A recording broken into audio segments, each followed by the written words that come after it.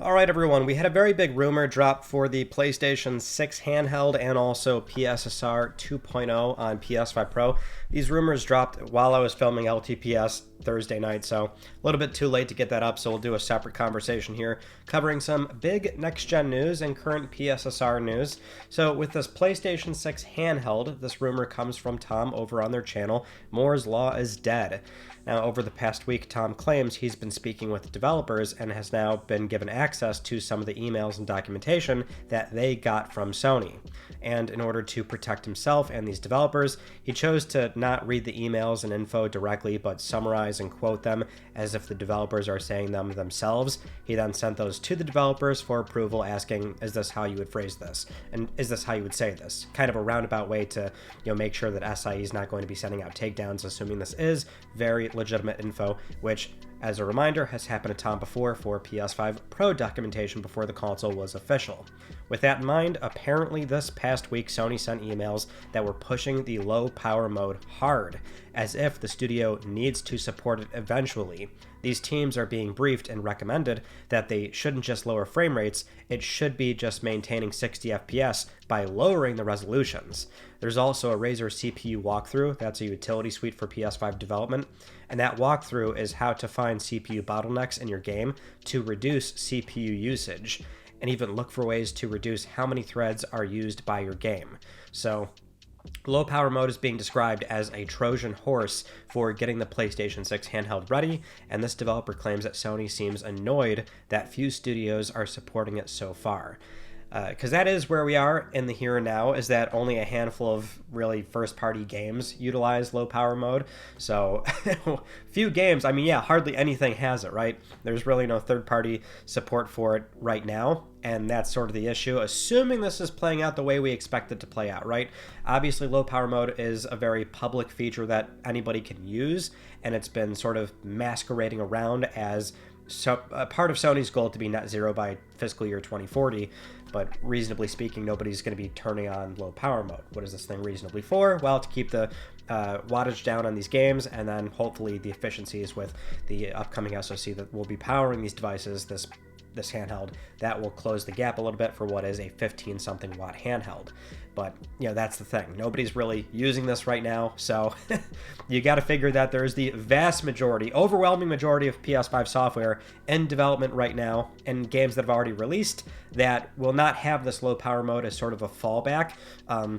Because that's how Tom is phrasing it, and that's how it should be understood, is that PS4 software is probably going to launch on this thing, no problem, all day, every day, but PS5 games that are unsupported, there might be some issues and bottlenecks with a lot of those particular games, because there is still a pretty big gap here. As far as the CPU cores in particular, so the rumor for the handheld, if you remember, was 4 Zen 6C cores for gaming, then 2 Zen 6 low power cores for the UI and non-gaming tasks.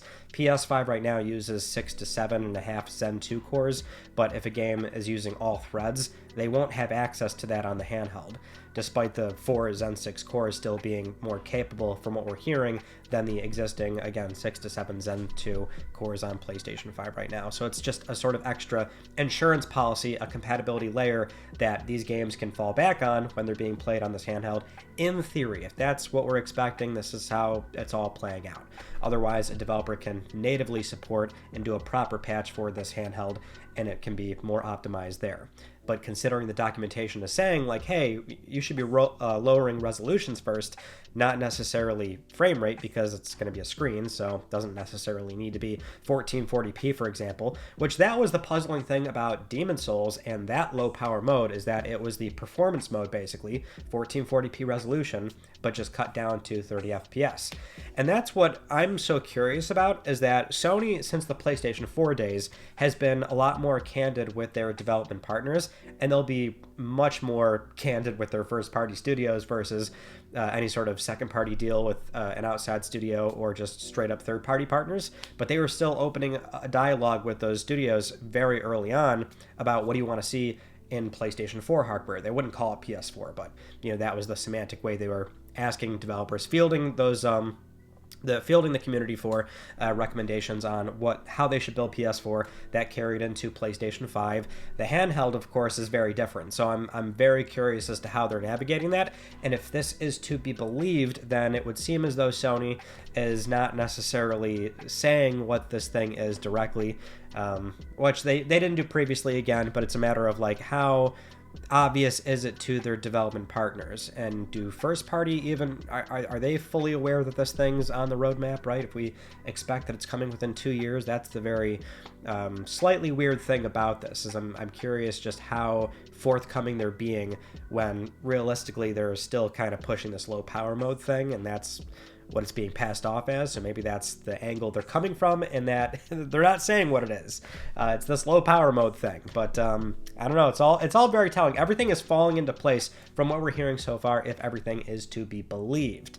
Now, with that in mind, let's go into the PS5 Pro side of the rumor, and this is Sony finally acknowledging what we've seen for the first semi-rough year of PlayStation 5 Pro. A very premium, nice console, but the issue is, with a lot of these big, high-profile AAA third-party games that have been coming out, oftentimes you're getting worse games because PSSR has been producing some shimmering and artifact issues for a number of titles. So, we've got more developer documentation here. So a game developer alleges that Sony is very aware of the multiple big releases that have had PSSR artifacting issues and are working to address it. Now, apparently Sony has more tools for PSSR than AMD does for FSR3 and 4. One of them is PSML Replay, where devs can use that to debug issues that crop up on PSSR.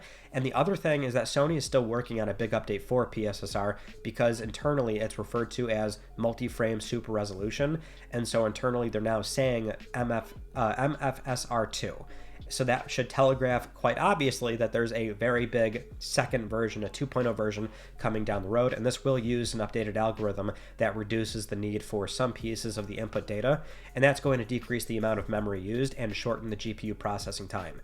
With an entirely new API coming, this is a big update, not a 0.5 upgrade, which Sony has said that much publicly, and that they want to achieve FSR4 levels of performance and results, and possibly exceed that, despite the Delta and the TOPS performance that they have open to them on PlayStation 5, PS5 Pro.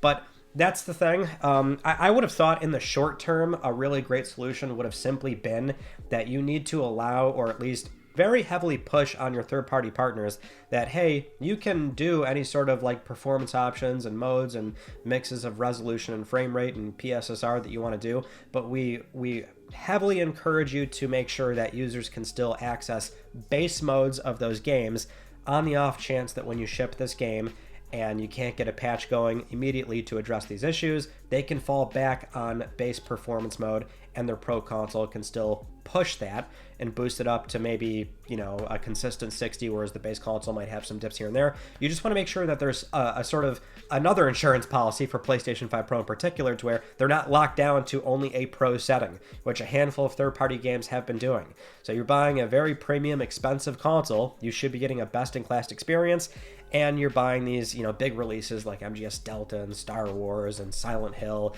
and it turns out you're getting these, shimmering artifacts on the foliage, and some, for some people it can be very distracting. For others, not so much. It really depends on how much that stuff does bother you and how much you do notice it. But it should go without saying that if you're buying a PS5 Pro, that stuff likely matters to you, and it probably does stick out more than how it would stick out to other consumers, right? So that was the issue with PlayStation 5 Pro, and I sincerely hope that this update is coming fairly soon. I also hope that there's it's fairly straightforward for existing games to be patched in and make sure that they can address this issue, because that was the other issue with PS5 Pros, that we didn't know what version of PSSR internally they were using. The console is still fairly new. But here's the thing: if you're watching this, don't even have PS5 Pro, you want all these growing pains to be worked out, because that's what we expect this thing to be on PlayStation 6 proper. So if you're thinking, well, I'm going to stick with my base PS5 for the time being, you can have that sort of early adopter growing pain go through with PS5 Pro, and then by the time PS6 comes, we'll have perhaps a 3.0 version of PSSR that is much more robust and usable, and that would also apply to this handheld as well, which that would probably very likely need if Sony is going to be doing parity for the PS6 handheld and PlayStation 6, the home console as well. So that is the rumor.